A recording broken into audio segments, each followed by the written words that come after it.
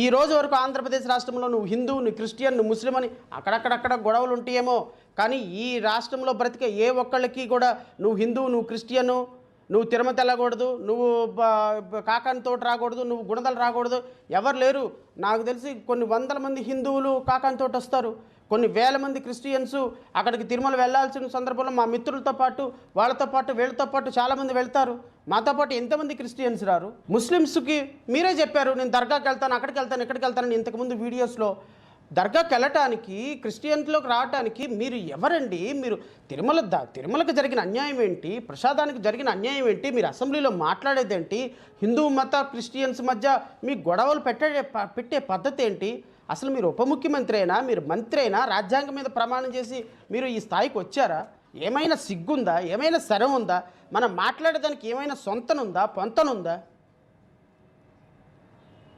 ఎందుకు మనం ఏం మాట్లాడుతున్నాం? మనం ఏ ధర్మాన్ని పరిరక్షిస్తున్నాం? మనం పోనీ ధర్మాన్ని పరిరక్షించడానికి మనకు వ్యక్తిగతంగా ఉన్న క్వాలిఫికేషన్ ఏంటి?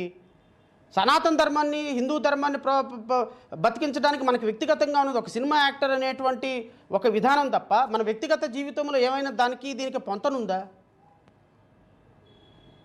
ఎవరిని ఎందుకు విమర్శించాలి? ఒక కమ్యూనిటీని హిందువులకి, క్రిస్టియన్లకి, ముస్లిమ్స్కి ఈ రాష్ట్రంలో ఎప్పుడు గొడవలు లేవు sir. Because of your government ఈరోజు ముస్లిమ్స్కి, హిందువులకి, క్రిస్టియన్లకి మధ్య గొడవలు వచ్చే పరిస్థితి ఏర్పడుతుంది. మీకు 21కి 21 సీట్లు కేవలం ఒక కమ్యూనిటీ వాళ్ళు వేసినందువల్ల వచ్చినాయా సార్? వాళ్ళు ఓట్లు వేయలేదా? పవన్ కళ్యాణ్కి ఓటు వేసినటువంటి ముస్లిమ్స్, క్రిస్టియన్స్ మీరు ఒకసారి ఇంట్రాస్పెక్ట్ చేసుకోండి. వారి పార్టీ వ్యక్తులకి ఈరోజు మీరు ఓట్లు వేసినటువంటి వ్యక్తులు ఒకసారి మీ పునరాలోచించుకొని మీ యొక్క అంతరాత్మను ప్రశ్నించుకోండి.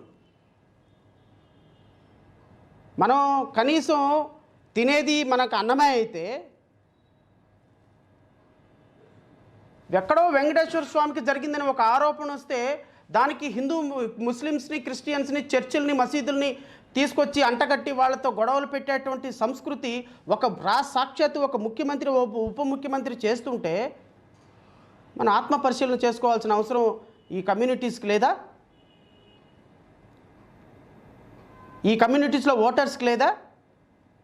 అంత సిగ్గు, అంత చీము రక్తం లేకుండా బ్రతుకులా? గాజు గ్లాసుకు ఓటేసే సందర్భంలో ఇవన్నీ ఆలోచించే ఓటేశారా మీరు? ఎలక్షన్స్కి ముందు ముస్లిం టోపీ ఒకటి పెట్టుకొని, ఎలక్షన్స్కి ముందు సిలువ ఒకటి వేసుకొని ఊరు వాడ ప్రచారం చేసినప్పుడు లేదా ముఖ్యమంత్రి గారు చంద్రబాబు నాయుడు గారు, ఉప ముఖ్యమంత్రి పవన్ కళ్యాణ్ గారు, నారా లోకేష్ గారు?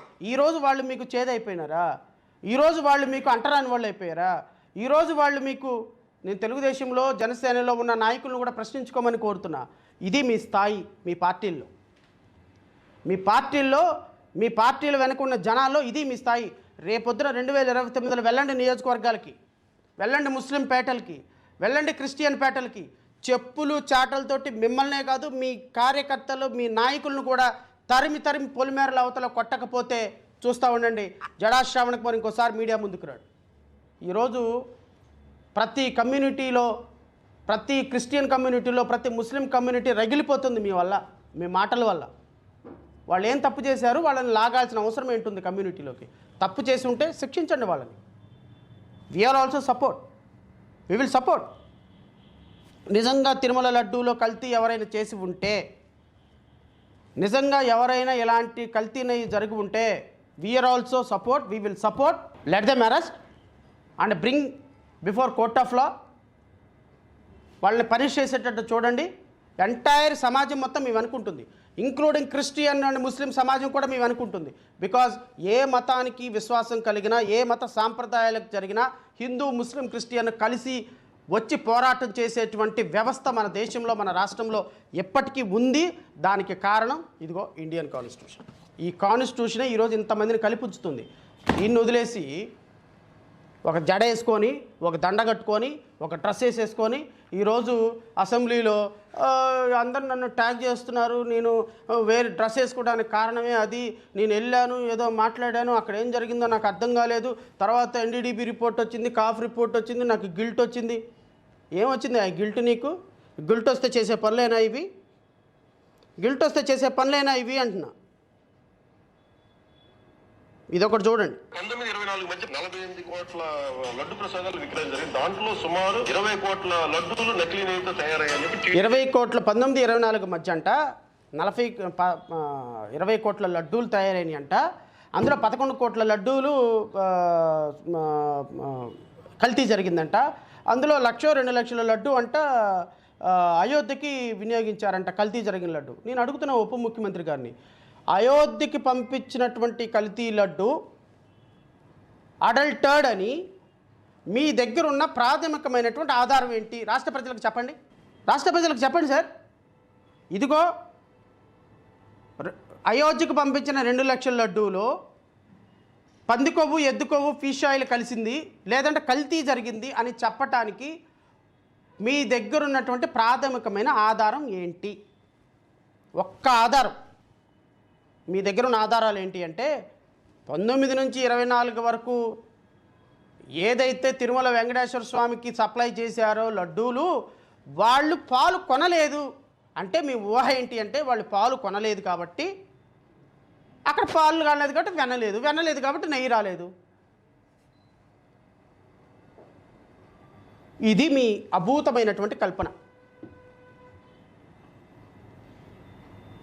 రేపు ఇదే కేసు కోర్టుకు వెళ్తుంది. నేనే లాయర్ని అనుకుందాం మాట వరుసకి. మీరు ఎవరైతే నిన్న అసెంబ్లీలో ప్రకటించారు కదా 37 మంది నిందితులు, వీళ్ళందరూ కూడా కల్ప్రిట్స్, చట్టం ముందు వీళ్ళకి తీసుకొస్తామని జస్టిస్ సోదరి సినిమా పాట పాడారు కదా అసెంబ్లీలో నిన్న మీరు.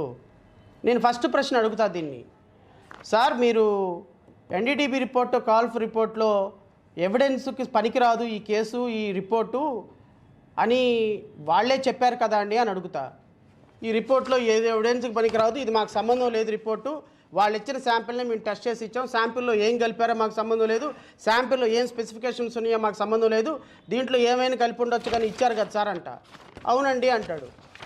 ఫస్ట్ క్వశ్చన్తోనే కేసు సంకనాగిపోద్ది. నెంబర్ 2, సిబిఐ ఛార్జ్షీట్ వేసింది.